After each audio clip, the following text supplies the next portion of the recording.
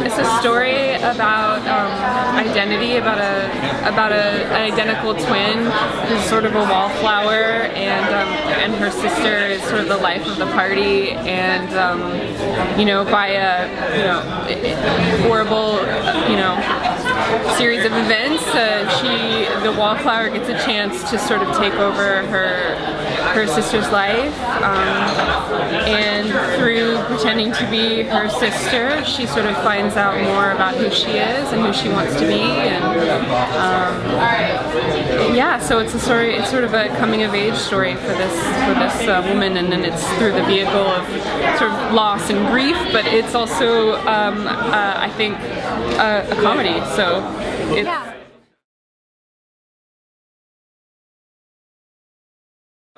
Well, I play two characters. I play both identical twins. The one who is sort of vivacious and thinks of herself as, a pretty person, and the one who decidedly doesn't think of herself that way and lives at home with her dad. They're just very different, and Jenée did an amazing job writing the two characters, so they feel very different even on the page. And then she steered me towards some videos by this video artist called Candace Brights, who she interviewed twins, identical twins, wearing the same clothes in the same location, and then spliced them together. And it's just really interesting to watch and see the way that two people who look exactly the same can present themselves completely differently, even wearing the exact same clothes. That the way they carry their body, the way that they carry their face, and listening to them talk about being the pretty one or the smart one, or what a quarter of an inch of height does to make a person feel better about themselves. So that was really insightful to me. And then ultimately for me, it's like these two characters are two sides of one coin. They're both aspects of my personality. I drew from feelings that I've had, both on both sides of that, feeling less than and feeling good about yourself, and where do you get those sources of esteem, whether it's bad self-esteem or good self-esteem.